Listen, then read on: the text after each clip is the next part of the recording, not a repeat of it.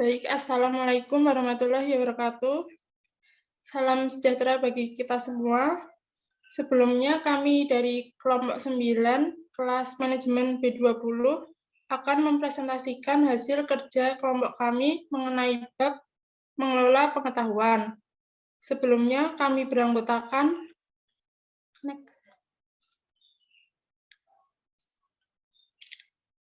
Yang pertama, saya sendiri, Palpi Utami, dengan NIM 208081414147, Intinur Hidayati dengan NIM 208081414147, Seli Naralita Nafratilova dengan NIM 208081414153, dan Wildan Mustafa dengan NIM 208081414172. Subbab pembahasan yang akan kita bahas kali ini terdiri dari 4 subbab, yaitu yang pertama, landscape manajemen pengetahuan. Yang kedua, sistem manajemen pengetahuan keseluruhan perusahaan. Yang ketiga, sistem kerja pengetahuan. Dan yang keempat, teknik kecerdasan. Untuk bab yang pertama akan disampaikan oleh rekan kami.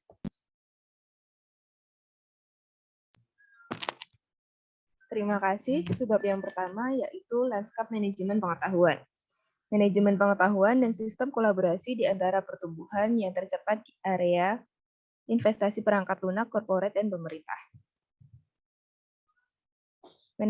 Manajemen pengetahuan dan kolaborasi sangat erat terkait. Pengetahuan tidak dapat dikomunikasikan dan dibagikan dengan orang lain menjadi hampir tidak berguna. Pengetahuan menjadi bermanfaat dan ditindaklanjuti ketika dibagikan ke seluruh perusahaan. Dimensi pengetahuan yang penting. Sebelum lanjut ke pembahasan, kita harus mengetahui terlebih dahulu perbedaan antara data, informasi, pengetahuan, dan kebijaksanaan. Data yakni aliran kejadian atau transaksi yang dicatat oleh sistem organisasi dan bermanfaat hanya dalam transaksi itu sendiri dan tidak untuk lainnya. Kemudian informasi. Informasi yakni data yang sudah diorganisasikan ke dalam kategori-kategori pemahaman dengan sumber daya yang ada di perusahaan. Selanjutnya, pengetahuan. Pengetahuan yakni informasi yang telah diolah untuk menemukan pola-pola, aturan, dan konteks di mana pengetahuan dapat bekerja. Dan yang terakhir, kebijaksanaan. Kebijaksanaan ialah pengalaman kolektif dan individual dalam menerapkan pengetahuan untuk memecahkan permasalahan-permasalahan. Next. Lalu, mengapa pengetahuan itu penting? Pengetahuan adalah aset perusahaan dalam bentuk yang berbeda dari aset lainnya, seperti aset bangunan dan keuangan. Mengetahui bagaimana melakukan sesuatu secara efektif dan efisien, dengan cara yang tidak dapat ditiru oleh perusahaan lain akan menjadi sumber keuntungan yang utama dan keunggulan yang tidak dapat dibeli oleh pesaing lainnya di pasar. Selain itu, pengetahuan membantu perusahaan memaksimalkan potensi yang ada meski dengan sumber daya yang terbatas sekalipun.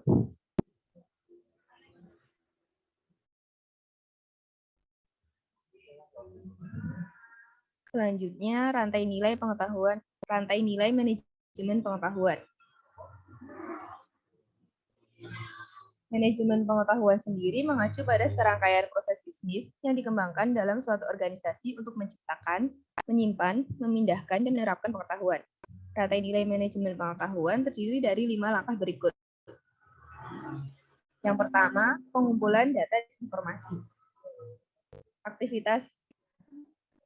Aktivitas yang termasuk seperti mengumpulkan, menyimpan, dan menyebarluaskan. Selanjutnya, mengumpulkan.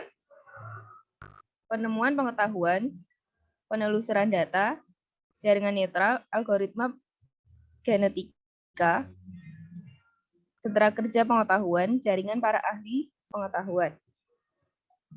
Yang ketiga, menyimpan. Menyimpan dalam bentuk sistem manajemen konten, database, pengetahuan sistem ahli. Yang keempat, menyebarluaskan. Menyebarluaskan melalui media seperti portal internet, mesin pencari, kolaborasi, dan alat bantu sosial lainnya. Langkah terakhir yakni menerapkan. Menerapkan pengetahuan yang sudah didapatkan tadi menjadi sistem mendukung melalui sistem mendukung keputusan dan aplikasi perusahaan.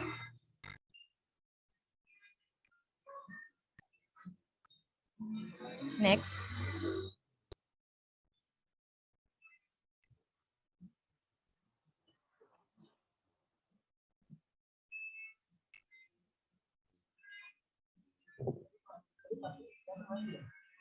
Selanjutnya, tipe sistem manajemen pengetahuan. Sistem manajemen pengetahuan dibagi menjadi 3 tipe. Yang pertama, sistem manajemen pengetahuan keseluruhan perusahaan. Sistem manajemen pengetahuan keseluruhan perusahaan merupakan upaya keseluruhan perusahaan yang bertujuan umum untuk mengumpulkan, menyimpan, mendistribusikan, serta menerapkan isi dari pengetahuan digital. Sistem-sistem ini meliputi kapasitas untuk mencari informasi, menyimpan data yang terstruktur dan tidak terstruktur, serta menempatkan keahlian dari karyawan di dalam perusahaan. Sistem manajemen pengetahuan keseluruhan perusahaan juga termasuk teknologi pendukung seperti portal, mesin pencari, kolaborasi, dan alat bantu sosial bisnis, serta sistem manajemen pembelajaran. Tipe yang kedua yaitu sistem kerja pengetahuan. Sistem kerja pengetahuan adalah sistem yang dikembangkan khusus oleh para ahli, teknisi, ilmuwan, dan para pekerja di bidang pengetahuan lainnya yang bertugas memperoleh dan menciptakan pengetahuan baru bagi perusahaan mereka. Yang terakhir, teknik kecerdasan. Teknik kecerdasan seperti penelusuran data, sistem ahli, jaringan netral, logika fusi, algoritma genetika, dan agen intelijen. Teknik-teknik tersebut memiliki tujuan yang berbeda-beda. Penelusuran data dan jaringan netral, contohnya, menitikberatkan pada penemuan pengetahuan baru. Hingga penyaringan informasi dalam bentuk aturan untuk suatu program komputer adalah tujuan dari sistem ahli dan logika fusi. Sedangkan algoritma genetika bertujuan untuk menemukan solusi yang optimal bagi permasalahan perusahaan.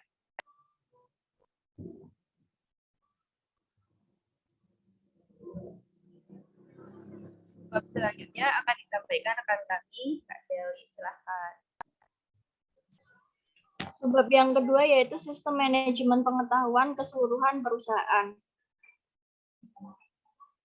Yang pertama ada sistem manajemen konten bagi perusahaan. Pengetahuan terstruktur merupakan pengetahuan eksplisit yang ada dalam dokumen formal dan juga peraturan formal yang diturunkan organisasi dengan mengamati para ahli dan perilaku pengambilan keputusan mereka. Sistem manajemen konten perusahaan membantu organisasi untuk mengelola kedua tipe informasi, yaitu informasi semi terstruktur dan tidak terstruktur. Sistem manajemen konten bagi perusahaan meliputi tempat penyimpanan dokumen korporat, laporan, presentasi, dan praktik terbaik. Sistem manajemen konten perusahaan memiliki kapabilitas untuk yang pertama, menangkap pengetahuan, penyimpanan, pemulihan, distribusi, dan pemeliharaan untuk membantu perusahaan dalam meningkatkan pemrosesan dan keputusan bisnis. Yang kedua, mengklarifikasi, mengorganisasi, dan mengelola pengetahuan terstruktur dan semi terstruktur, serta membuatnya menjadi tersedia bagi seluruh perusahaan.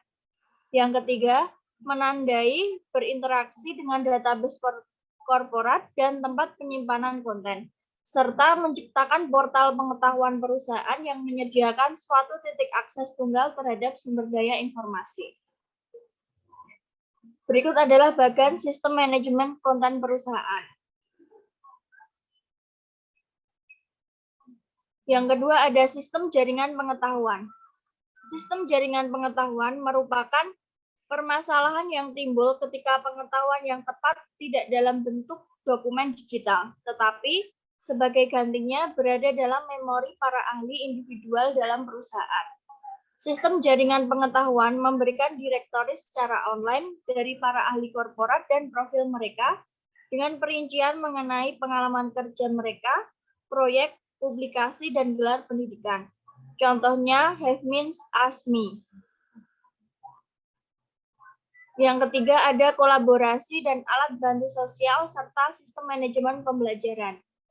Social bookmarking mempermudah untuk mencari dan berbagi informasi dengan para penggunanya untuk menyelamatkan bookmark pada laman web dan menandai bookmark dengan kata kunci.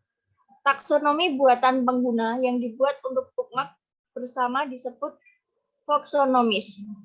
Contoh situs bookmark, Delicious, Slashdot, dan Pinterest.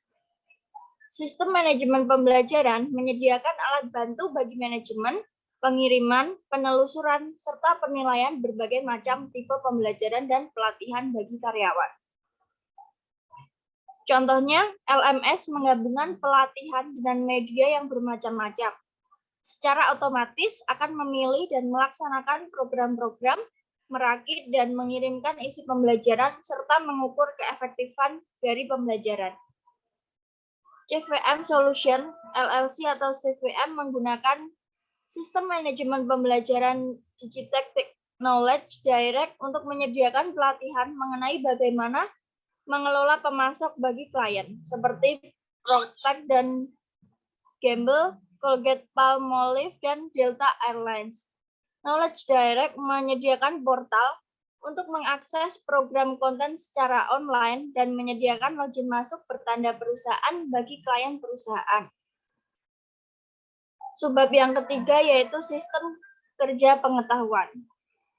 Yang pertama, pekerja pengetahuan dan kerja pengetahuan.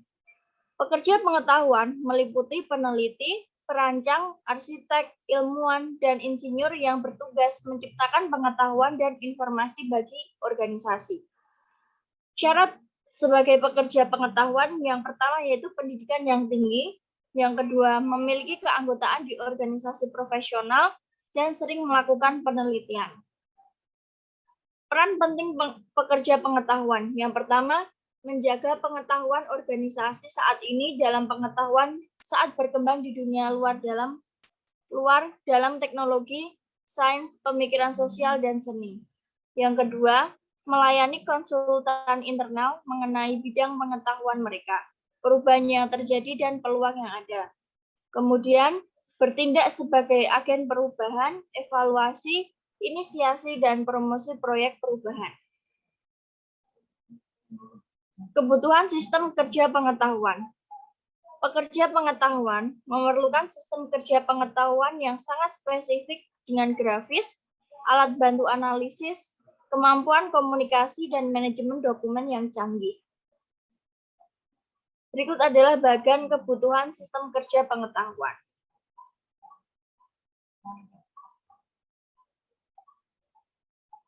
Contoh sistem kerja pengetahuan. Yang pertama,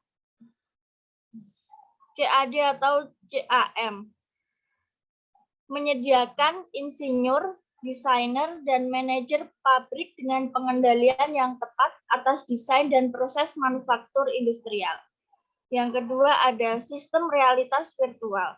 Menyediakan pembuat obat-obatan, arsitek, dan tenaga medis dengan simulasi objek secara tepat dan realistis. Yang ketiga, sentra kerja investasi. Komputer PC mutakhir dalam sektor keuangan untuk menganalisis situasi perdagangan yang seketika dan memfasilitasi manajemen portofolio. Subbab berikutnya akan dijelaskan oleh rekan kami. Untuk subbab yang selanjutnya yaitu mengenai teknik kecerdasan. Teknik kecerdasan. Kecerdasan artifisial dan teknologi database dapat digunakan oleh organisasi untuk memperoleh pengetahuan dari individual dan kolektif, untuk memperluas pengetahuan dan penelusuran data, digunakan untuk penemuan pengetahuan atau knowledge discovery.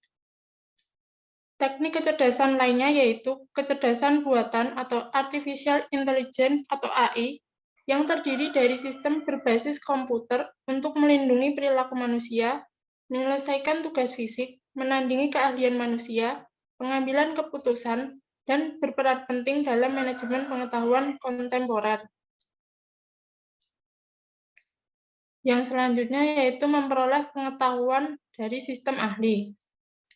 Sistem ahli atau expert system merupakan teknik kecerdasan untuk memperoleh pengetahuan tersirat dalam wilayah yang sangat spesifik dan terbatas dari keahlian manusia.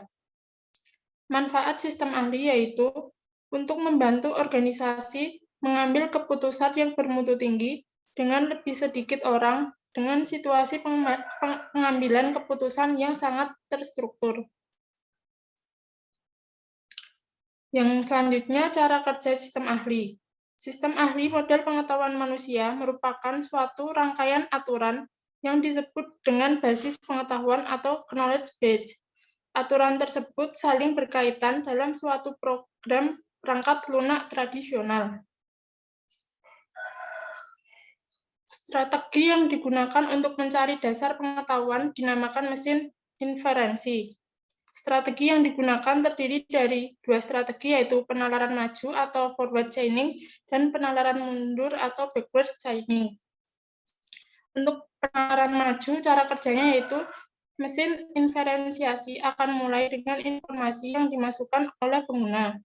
Selanjutnya, mesin inferensi akan mencari informasi dalam basis pengetahuan dan akhirnya mencapai suatu keputusan.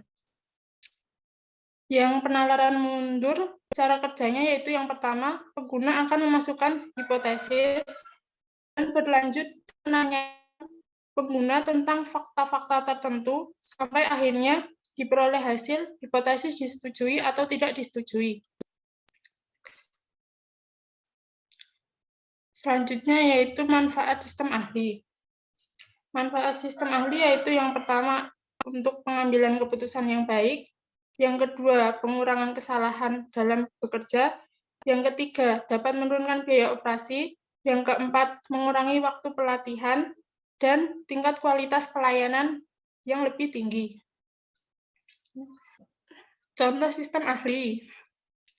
Conveyance Transportation membangun sistem ahli yang dinamakan line haul untuk mengautomatisasikan dan mengoptimalkan perencanaan rute pengiriman untuk truk bermuatan yang beroperasi di seluruh negara bagian Kanada. Line haul akan dalam suatu komputer zone menggunakan data permintaan, pengiriman pelanggan, pengemudi yang tersedia, truk, dan berat yang disimpan pada database. Sistem nanti akan membantu perusahaan dalam mengoptimalkan proses usahanya sehingga akan diperoleh keuntungan yang maksimal. Yang selanjutnya ada kecerdasan organisasional penalaran berdasarkan kasus. Pengetahuan ditangkap dan disimpan menggunakan penalaran berbasis kasus. Dalam penalaran berbasis kasus atau case-based reasoning atau CBR, deskripsi dari pengalaman atau kasus masa lalu seseorang spesialis disimpan dalam database dan digunakan kembali suatu waktu ketika seseorang berhadapan dengan kasus baru dengan parameter yang serupa. Sistem akan mencari database karakteristik kasus serupa dengan kasus baru, kasus yang tepat, dan menerapkan solusi kasus lama. Next.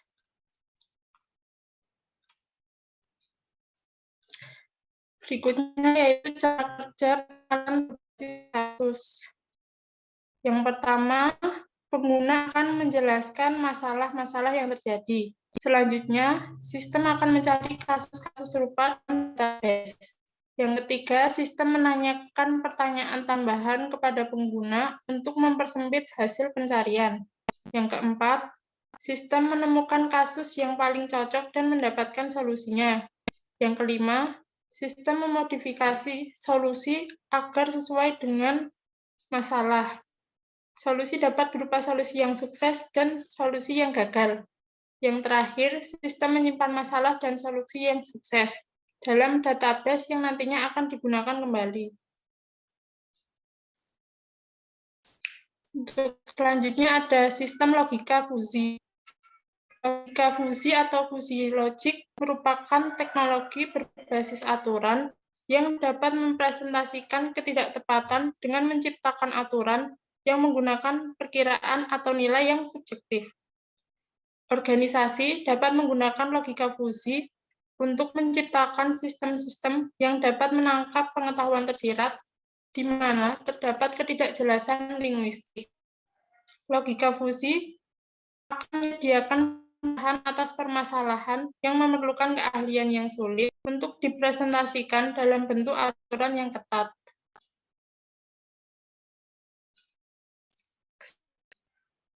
Untuk yang selanjutnya akan disampaikan oleh teman kami. Next.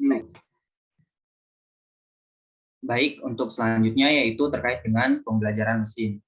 Pembelajaran mesin atau machine learning merupakan suatu kajian mengenai bagaimana program komputer dapat meningkatkan kinerja mereka tanpa pemrograman secara eksplisit. Nah, mengapa hal ini merupakan pembelajaran? Suatu mesin pembelajaran tersebut merupakan mesin yang menyerupai manusia yang dapat mengenali pola-pola dalam data dan mengubah perilakunya yang didasarkan pada pengenalan pola-pola terdahulu, pengalaman, atau pembelajaran sebelumnya yang terdapat pada database. Nah, sebagai contoh, mobil autopilot yang memiliki sistem untuk dapat mengenali kehadiran dari mobil lain dan objek lain seperti manusia, pohon, tembok, dan lainnya. Dengan pengenalan tersebut, sistem dapat mengubah perilakunya sendiri, misalnya berhenti, berjalan perlahan, dipercepat, atau berbelok. Nah, gagasan mengenai machine learning ini dalam bidang artificial intelligence setidaknya sudah ada sejak tahun 1970-an. Tetapi hingga tahun 1990-an, machine learning sangat kurang mampu untuk memproduksi perangkat yang berguna atau untuk memecahkan permasalahan yang menarik dalam dunia bisnis. Next. Nah, pembelajaran mesin telah meluas dalam 10 tahun terakhir karena pertumbuhan dalam daya komputasi yang semakin tinggi. Hal ini sebelumnya sudah diprediksi dalam hukum Moore yang mengatakan selain daya komputasi yang berlipat ganda, setiap 2 tahun biaya daya komputasi tersebut akan dipotong setengahnya setiap 2 tahun. Hukum Moore adalah contoh pertumbuhan eksponensial, yaitu pertumbuhan yang terjadi pada tingkat yang lebih cepat dan lebih cepat dari waktu ke waktu. Sangat sulit bagi kita untuk memahami pertumbuhan eksponensial. Kita jauh lebih terbiasa berpikir dalam hal pertumbuhan linear, yaitu pertumbuhan pada tingkat yang stabil dari waktu ke waktu. Next.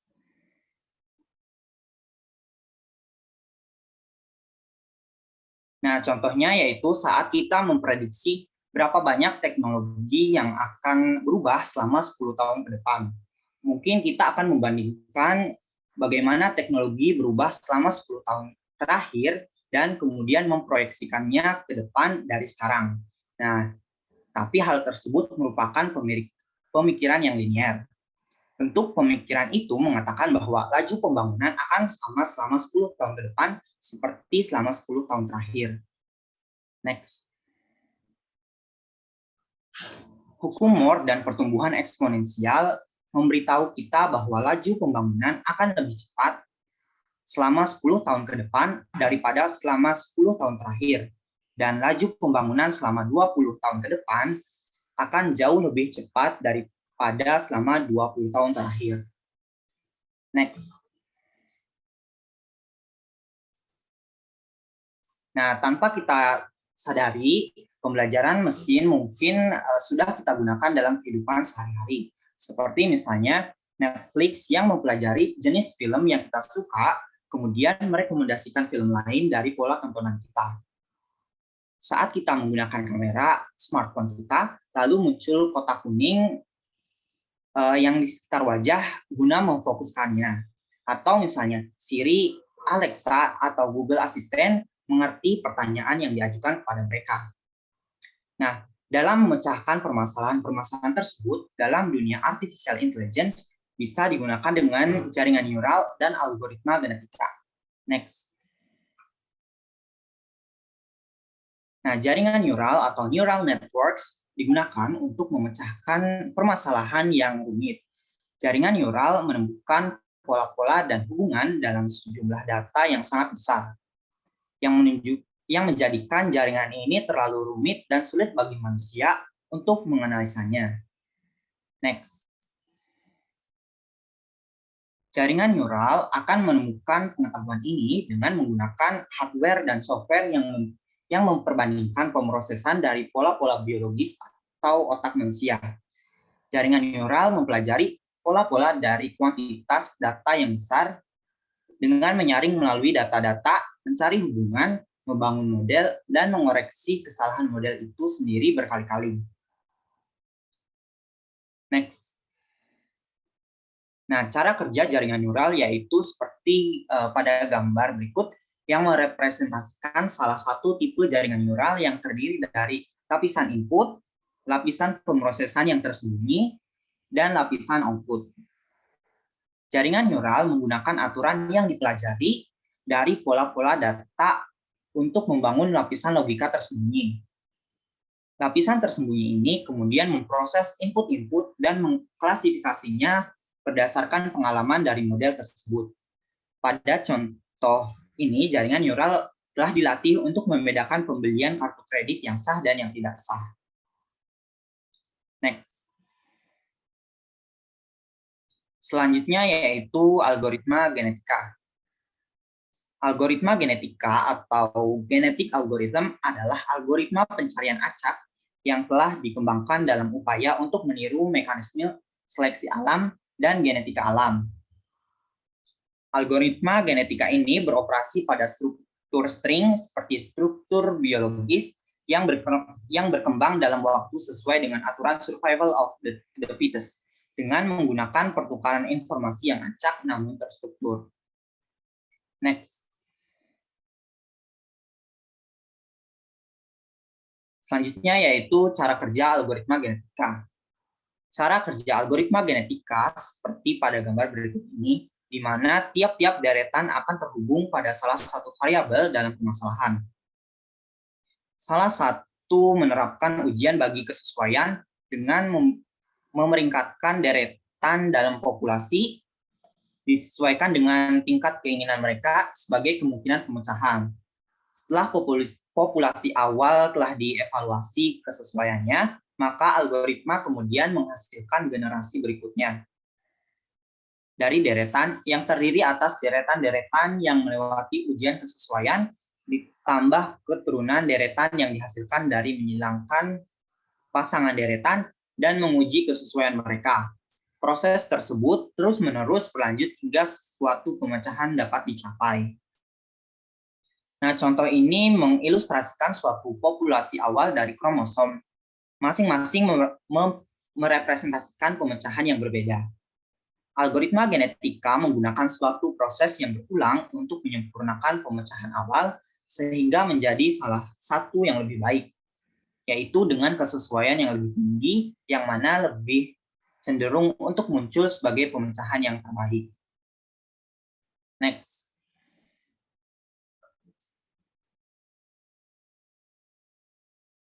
Selanjutnya yaitu ciri-ciri algoritma genetika. Yang pertama yaitu bekerja dengan pengkodean set parameter, bukan parameter itu sendiri. Kemudian yang kedua, memulai pencariannya dari populasi poin, bukan satu poin. Yang ketiga, menggunakan informasi hasil, bukan turunan. Yang keempat, menggunakan aturan transisi probabilistik, bukan aturan deterministik. Next. Selanjutnya yaitu agen intelijen. Agen intelijen atau intelligent agent merupakan program perangkat lunak yang bekerja tanpa intervensi secara langsung dari manusia untuk melaksanakan tugas tertentu bagi seseorang pengguna individual, proses bisnis, atau aplikasi perangkat lunak. Agen menggunakan basis pengetahuan yang dipelajari atau dibangun untuk menyelesaikan tugas-tugas atau mengambil keputusan dalam kepentingan pengguna, seperti menghapus email sampah, menjadwalkan janji pertemuan, atau berpergian dengan menggunakan jaringan yang saling terhubung untuk menemukan tarif pesawat yang paling murah. Next. Protect and Gamble atau PNG menggunakan pemodelan berbasis agen untuk meningkatkan koordinasi di antara para anggota yang berbeda dari rantai pasukannya dalam menanggapi perubahan dalam kondisi bisnis. Membuat model rantai pasokan yang rumit sebagai suatu kelompok dari agen yang semi mandiri merepresentasikan komponen-komponen rantai pasokan individual, seperti truk, fasilitas produksi, distributor, dan gerai pengecer. Perilaku dari tiap-tiap agen akan diprogram untuk mengikuti aturan yang meniru perilaku yang sebenarnya, seperti melakukan pesanan barang ketika kehabisan persediaan.